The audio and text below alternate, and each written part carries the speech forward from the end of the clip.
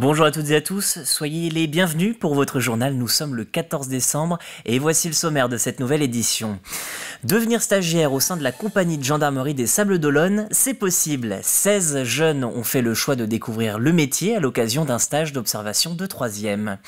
Pour ceux qui préfèrent apprendre dans les livres, la médiathèque de Luçon rouvre ses portes le 3 janvier prochain. 200 000 € ont été investis pour faire peau neuve de ce lieu de culture de près de 50 ans. Enfin, les veillées chaumoises tirent leur révérence après 51 ans au service du patrimoine. L'association a valorisé pendant un demi-siècle la culture du quartier de la Chaume aux Sables d'Olonne. Agathe Poulet a assisté au tout dernier spectacle des bénévoles.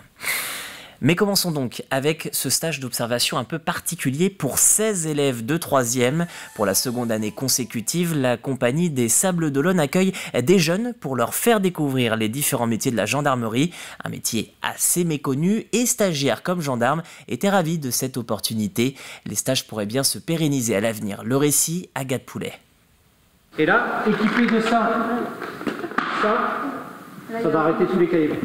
Porter le gilet et le casque pour une immersion totale.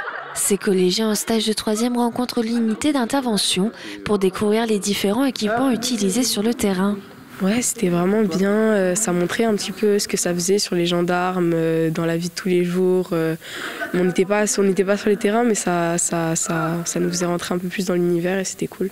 Leur mission et leurs différentes armes et comment ils s'organisent et comment ils réfléchissent. Leur patriotisme, ils sont comme une famille et leur force pour sauver les gens, pour notre population, quoi. Pour certains, l'opportunité de faire un stage de 3 jours au sein de la gendarmerie est un rêve d'enfant. J'ai plein d'étoiles dans les yeux, surtout le premier jour que je suis arrivée. C'est un peu ce que je veux faire plus tard. Quand je vais ressortir de ce stage, je serai encore plus sûre, parce que même depuis tout petit, j'ai ça dans la tête.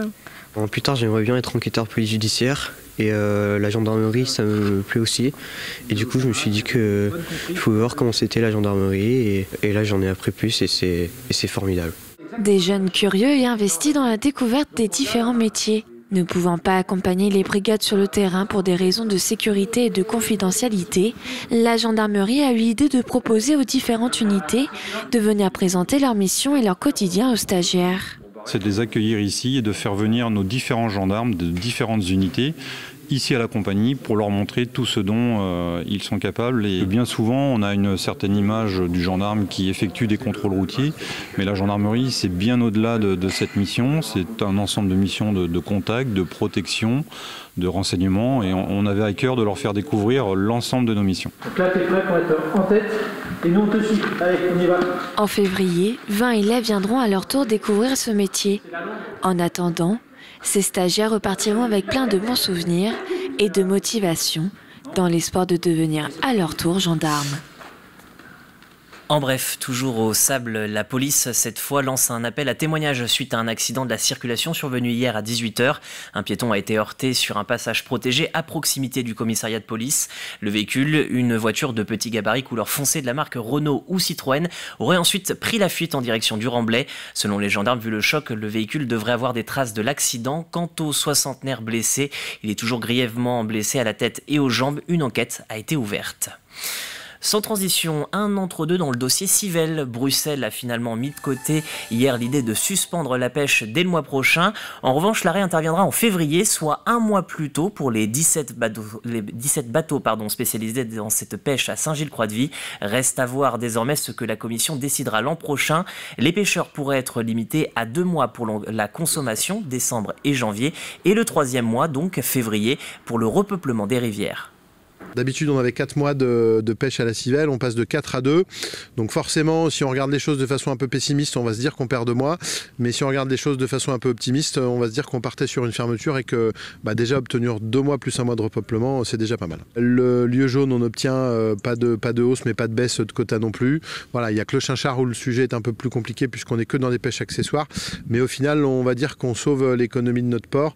À Bruxelles, vous savez, on gagne jamais, mais on essaie de perdre le moins moins possible en fait. Dans l'actualité également, le Pré-Gestin à Saint-Hilaire-de-Loulay et la renaturation de l'Issoire à Montrévert primé dans le concours national des victoires des paysages 2022. Le premier par une médaille d'argent, le second de bronze. Cette distinction est attribuée aux actions de verdissement des centres-villes, mais aussi aux acteurs s'engageant pour la protection de la biodiversité. Ils font ainsi partie des 63 lauréats de cette année à l'échelle nationale. Direction Luçon, à présent, où les travaux de la médiathèque touchent à leur fin. Bilan de l'opération 200 000 € pour changer le mobilier et réaménager l'ensemble des collections. Les plus de 2000 personnes actuellement abonnées vont pouvoir réinvestir les lieux à partir du 3 janvier. Et si vous êtes pressé de découvrir ce réaménagement, je vous propose de suivre cette visite en avant-première avec Colline Davy. Pour ses 46 ans d'existence, la médiathèque Pierre Menanteau s'offre une nouvelle jeunesse. Et après 2 mois de travaux, l'heure est aux finitions. Là, on est en train de réaménager la médiathèque en ce moment. Et donc là, avant de réintégrer les livres sur les rayonnages, redonne un petit coup de propre. Au final, c'est assez simple, justement, parce que ça a été bien préparé, tout ce travail de réaménagement ensuite. Donc non, c'est plutôt serein et tranquille. Du coup, ça se fait bien et assez naturellement du coup. Un dernier coup de chiffon et en route vers les étagères, chaque livre y retrouve sa place. J'ai les bouts avant. Ce n'est pas le premier coup de frais pour ces ouvrages, la médiathèque s'étant équipée au fur et à mesure du temps. Mais cette fois-ci, le réservoir de 45 000 documents fait totalement peau neuve. C'est-à-dire de changer le mobilier, de travailler sur la structuration, réorganiser l'espace. Un gros chantier. Mais qui, pour l'usager, va être un grand confort d'utilisation et pour nos agents aussi. Un confort permis par le choix du mobilier. Avec 170 000 € de budget, il est adapté au public, aux nouvelles pratiques et à sa durée dans le temps. Ce mobilier, ce qu'on a voulu, c'est qu'il soit modulable. Modulable, pourquoi? Ça permet, par rapport au niveau des espaces, de créer des espaces d'animation pour des conférences, des cafés-lectures, des soirées débats, en fonction de la demande. Et c'est vrai que ces rayonnages sont vraiment accessibles au niveau du public, en fonction aussi du type de public.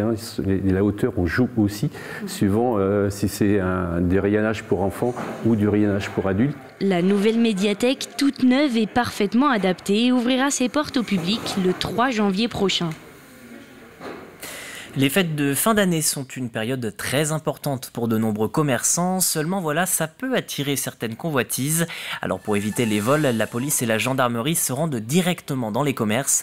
Aujourd'hui, c'était par exemple le cas à La Roche-sur-Yon, mais aussi au Sables d'Olonne. Le but, montrer une présence, mais également discuter des éventuels soucis ou encore prodiguer quelques conseils pour éviter de se faire braquer. Dans un premier temps, il faut avoir des installations ou du matériel adapté. Ça, c'est des conseils que le référent sûreté du commissariat ou des brigades territoriales de gendarmerie peut donner, une expertise technique. Puis par ailleurs, en termes d'attitude, d'abord, il faut éviter d'avoir des habitudes. Il faut éviter d'être prévisible. Et ensuite, si d'aventure, malheureusement, une attaque devait intervenir, il ne faut pas s'opposer physiquement à son agresseur, c'est pas la peine d'être blessé. Et il faut essayer d'avoir son signalement, puis de garder éventuellement les éventuels témoins dans le lieu pour que les enquêteurs puissent faire leur travail. Moi, ce sur quoi j'insiste aussi, a posteriori, c'est que le taux d'élucidation est bon. C'est-à-dire qu'on retrouve les auteurs et ils comparaissent devant la justice. Dernière représentation pour les veillées chaumoises. Après 51 ans de bons et loyaux services, l'association a décidé de baisser le rideau, faute de bénévoles. Désormais, il va donc falloir trouver une nouvelle façon de valoriser les traditions du quartier de la Chaume au Sables d'Olonne. Agathe Poulet a assisté à la toute dernière représentation de son spectacle.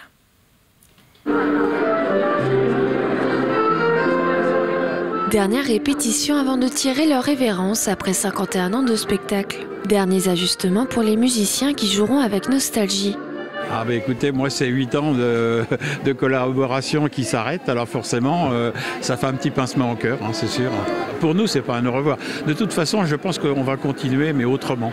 Entre nous, on fera plus de spectacles mais on le fera ensemble. On va tout donner parce que les gens vont nous aider aussi, parce que en général quand ils chantent et tout c'est bon signe.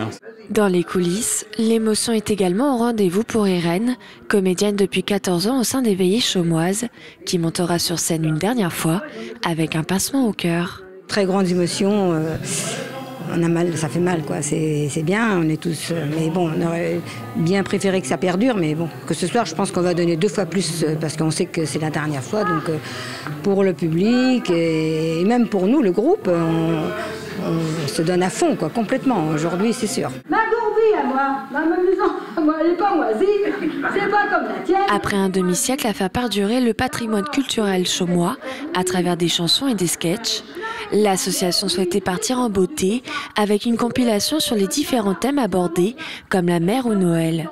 Avec un groupe qui diminue au fil des années et une moyenne d'âge élevée, il était temps de dire au revoir et remercier le public toujours présent. Pour la présidente, dont son oncle est le créateur, toutes les bonnes choses ont une fin. C'est pour ça qu'on arrête et je crois que c'est bien. On est triste un petit peu et je pense que ce soir, la dernière, là, ça va être compliqué un peu. Il y aura de l'émotion. Et puis nous, on estime qu'il faut savoir tourner un peu la page aussi. Et on est plein de souvenirs. On a passé des moments merveilleux, beaucoup d'amitié, beaucoup de fraternité.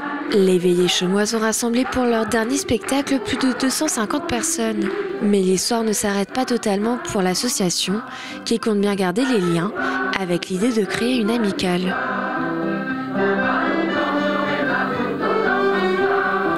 Enfin, un mot de sport. Pierre Rolland vient d'annoncer mettre un terme à sa carrière. Sans équipe après l'arrêt de BNB Hotel, le cycliste n'est pas parvenu à trouver un nouveau challenge. À 36 ans, il pose donc pied à terre après 16 ans passés en pro et son premier contrat de stagiaire dans l'équipe Crédit Agricole. Meilleur jeune du Tour de France 2011 avec l'équipe Europcar, Pierre Rolland a remporté cette même année l'étape de l'Alpe d'Huez et une autre à la Toussuire l'année suivante. Il fut un des équipiers de Thomas Vauclair cette même année, 11 jours en jaune. Pierre Rolland a enfin remporté une étape du Giro à Canazei en 2017. Pour le moment, nous ne savons pas ce qu'il compte faire de sa retraite sportive. C'est la fin de ce journal. Merci de l'avoir suivi. Je vous souhaite une très bonne soirée.